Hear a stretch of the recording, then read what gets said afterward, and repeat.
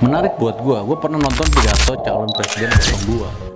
Beliau mengutarakan tentang visi beliau, tentang bagaimana beliau membangun rumah murah, lengkap dengan energi terbarukan, menggunakan energi panel surya yang diambil dari sinar matahari.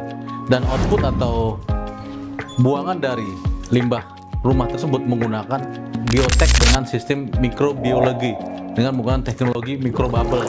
Dan ini sangat menarik buat gue. Pertama, dia ada seorang presiden yang punya visi jauh ke depan.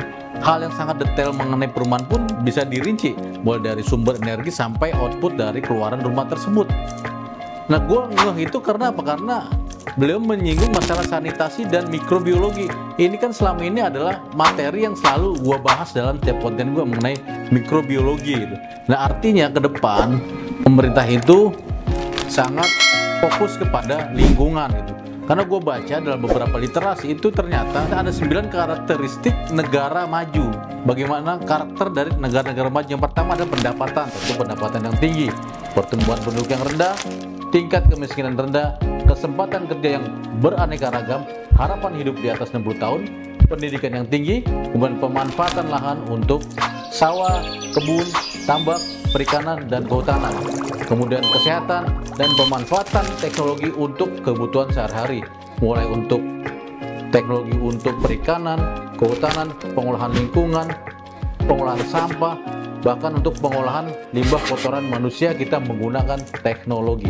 Dan kita akan bahas 2 poin, yaitu mengenai tambak dan teknologi mikrobioteknologi. Pemerintah telah mengeluarkan PP nomor 22 tahun 2021 tentang lingkungan.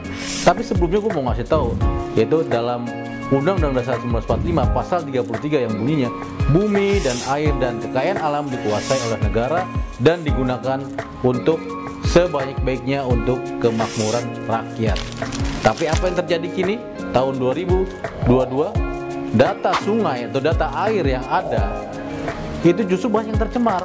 Faktanya 2015 sungai tercemar itu 75%, 2016 68%, 2017 73%, 2018 73%, dan 2019 58% sungai tercemar di seluruh Indonesia.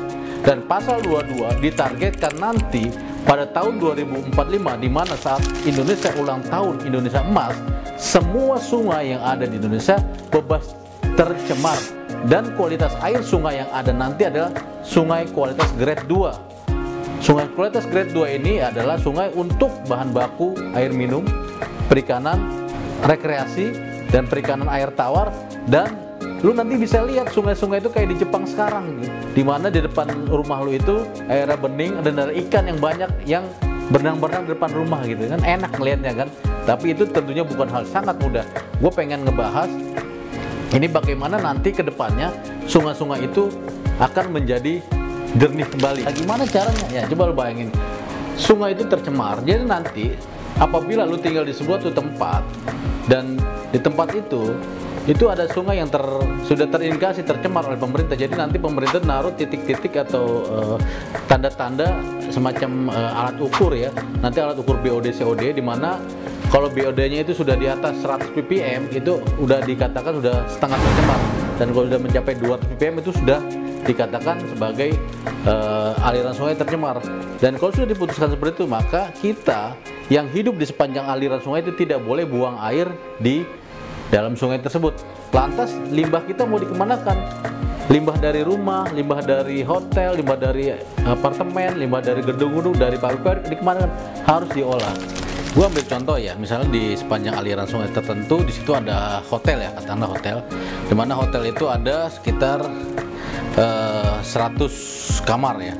Jadi kita harus benar-benar menghitung jumlah air limbah yang dikeluarkan oleh hotel tersebut, mulai dari air masak, kemudian air masak, air dapur ya, atau ada restoran, kemudian dari toilet, dan kemudian dari kamar mandi, itu harus dihitung betul.